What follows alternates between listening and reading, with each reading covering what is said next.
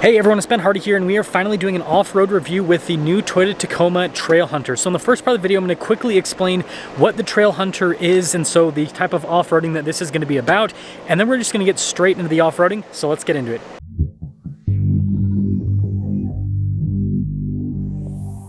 So the Tacoma Trailhunter is basically Toyota's overland package for the Tacoma. So there's a bunch of skid plate protection added underneath. This has the most skid plates of any Tacoma from the factory. You've got extra lights, so you've got rigid fog lights, you've got a light bar on the front end.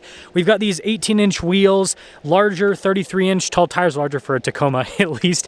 Rock rail protection. We've got a chase rack here in the back. There is an air compressor on this side of the bed.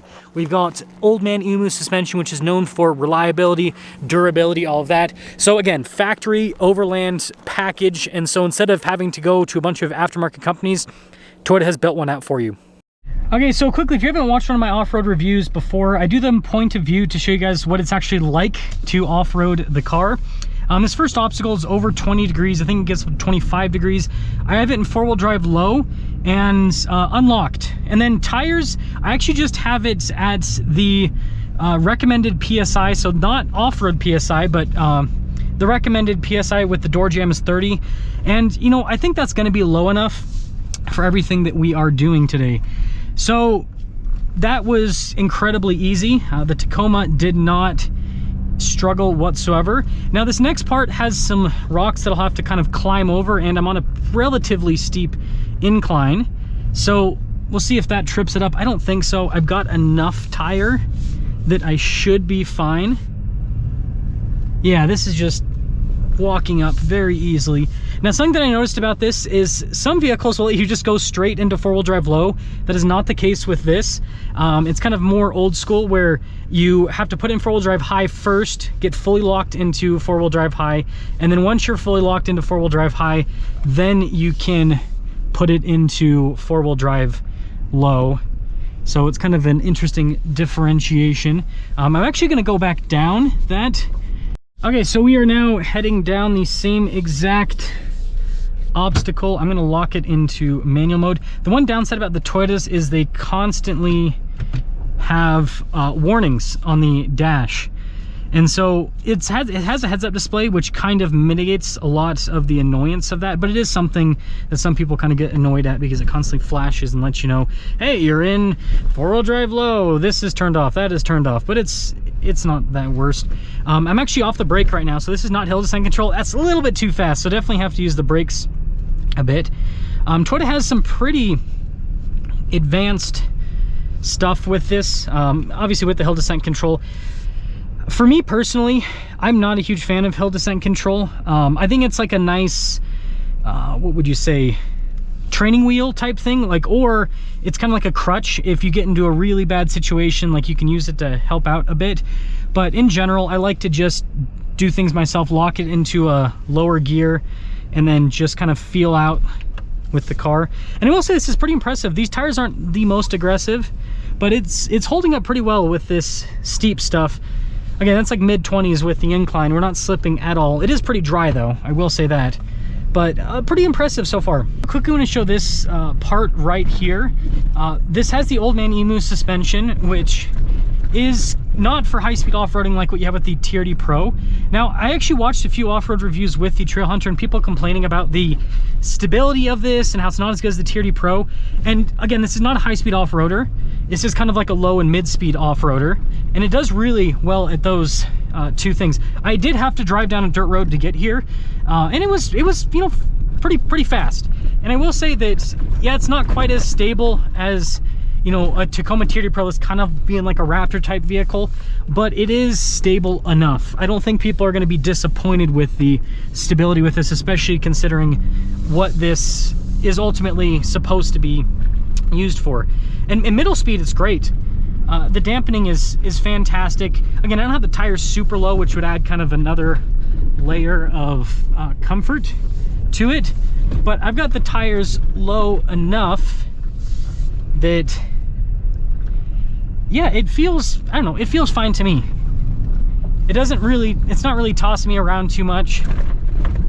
I mean, you guys can probably hear I wouldn't call it shuddering, but it's working. The suspension, everything is working, but the biggest thing is it's handling it, right? I'm not bottoming out on the bump stops, and it's not insanely uncomfortable. This is a good setup. It feels, again, this doesn't have a ton of miles on it. This truck's only got like 3,500 miles on it, but it feels pretty darn durable. I also forgot to mention, I did have the stabilizer bar disconnected. I don't know if it's still, no, it's not disconnected anymore. It automatically reconnects. It doesn't do the Jeep thing. So in Jeeps, the stabilizer bar will disconnect and reconnect depending on your speed, but it'll just keep disconnecting if it can. This just reconnects if you go too fast, and then you have to manually disconnect it again, which isn't the worst. This is pretty flexed out here. It's not gonna show up on camera, but I mean, it's tilted a little bit flexed. And this actually has pretty darn good articulation. Just quick update, I just drove a few miles through the terrain here, and my my phone is on the wireless phone charging pad, and it has not moved. So Toyota actually did a good job with the wireless phone charging pad, where my phone hasn't flown out. And this is a bumpy ride. It's a tight trail, lots of turns, lots of bumps, lots of rocks, and I'm actually pretty impressed with how easy this has been to maneuver through the trail. Now, one downside is this Tacoma feels wider than the previous gen, and I'm pretty sure the Trailhunter package is definitely wider, and so that is the downside for like a tighter trail like this. Now, I haven't had any issues with being too tight, but I can't really drive around the trail like I could in the last gen.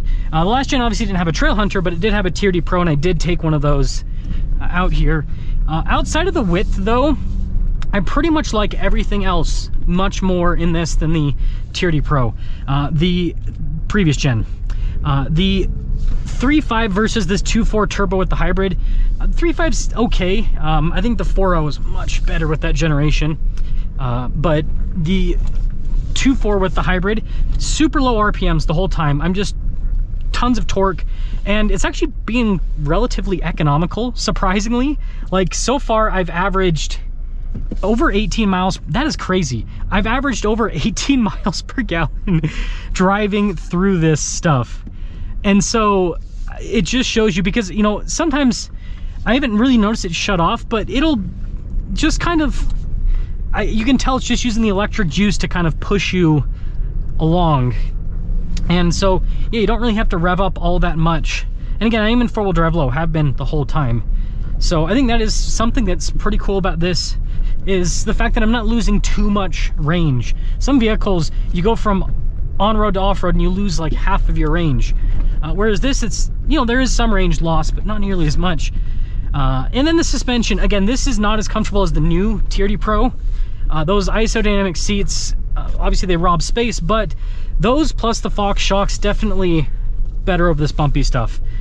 So that is something to consider. Is with this, you have simplicity, reliability with the system, and space behind the front seat. Whereas with the Tier D Pro, right, you've got, just want to make sure I don't scratch the wheel there. Okay, with the Tier D Pro, you've got much more comfort. And, oh man, the stabilizer bar's not, oh, that's the rear locker. No, I did not mean to press that. The stabilizer bar disconnecting is a bit annoying, I will say that. That is the one thing that I have been a little bit frustrated with, but we're gonna unlock that because that is not gonna be helpful for having the diff locked. I've got the windows down, so there might be a little bit of wind noise, but another thing that I've shown in the, you know, regular review of the Trailhunter, but I want to show in this too, is the raised air intake kind of adds to the theater. Because you get that off-road too, right? You might accelerate a little bit,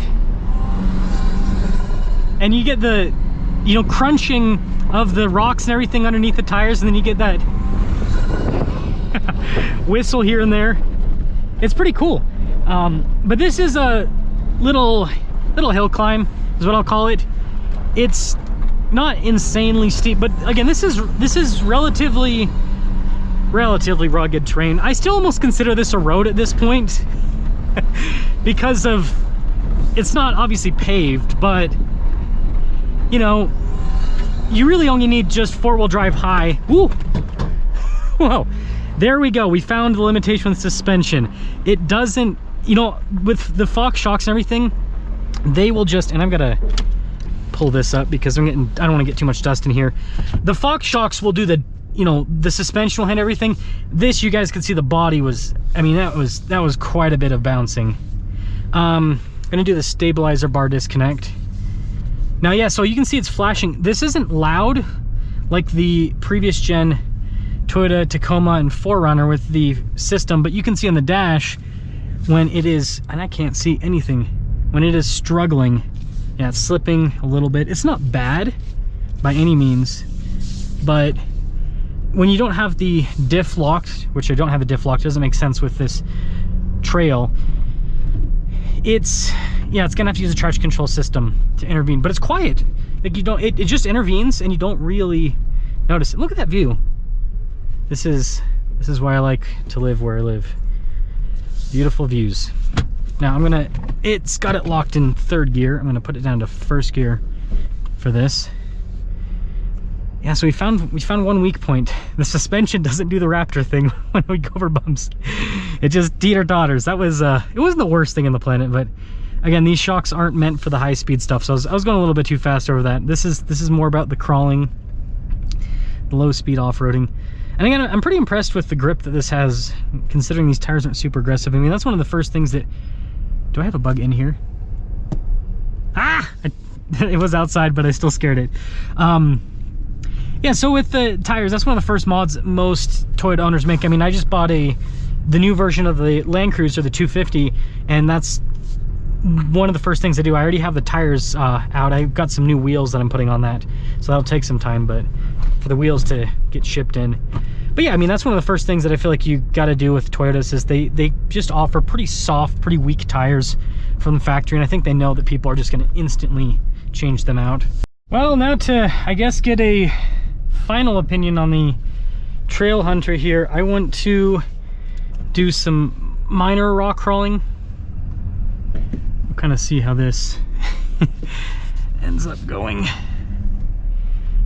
Now, I don't know if I have the breakover angle for this, but we'll just take it slow and see what happens, because this is a pretty long vehicle, but I'm not too concerned because we got a bunch of skid plates. Ah, did it easy. Yeah, that wasn't problematic at all, actually.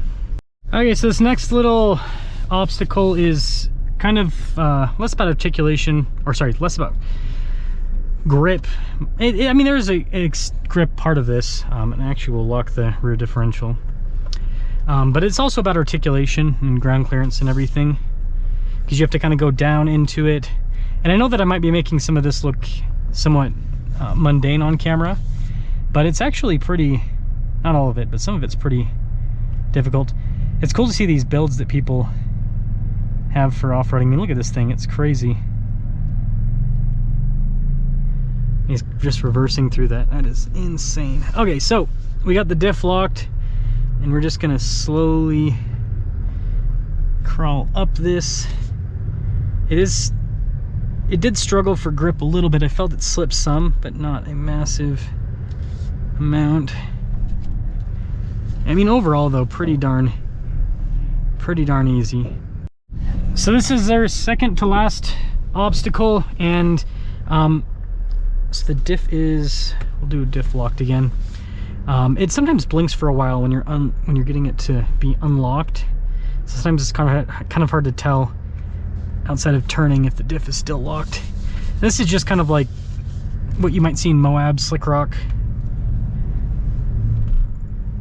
Yeah, grip on this is really, I mean, the traction control system and having the rear diff lockable kind of makes mincemeat of a lot of this stuff.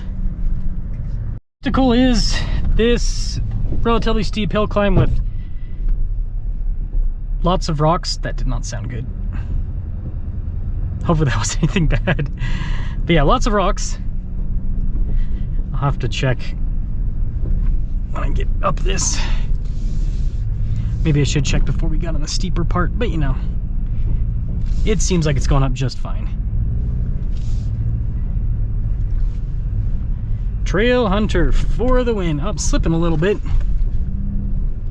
Not horrible. It's because I'm not being as smooth as I could be. There we go. Just had to smooth things out with the throttle.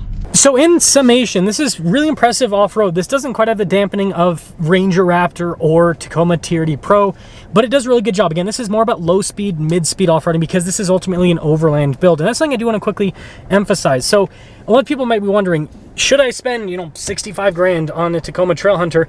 And my answer is only if you're actually going to use it for overlanding. Because if you're just going to do the occasional day trip off-road, get a TRD off-road, put some all-terrain tires on it. Like a TRD off-road Tacoma can do everything that we just did today. The benefit of this over TRD off-road is the extra skid plate protection, and you've got the raised air intake, you've got the air compressor, like all that stuff that is great when you're doing multi-day trips. But if you're just quickly going in and out, if you're really worried, just get a couple extra skid plates, which you can order from Toyota dealerships on a TRD off-road, and that'll be more than enough truck. This, again, really comes into play with those longer trips. So let me guys think about the Trailhunter off-road. It's an impressive truck, and it's an expensive truck, but a lot of the money, right, makes sense for those of you that want to live that overlanding life.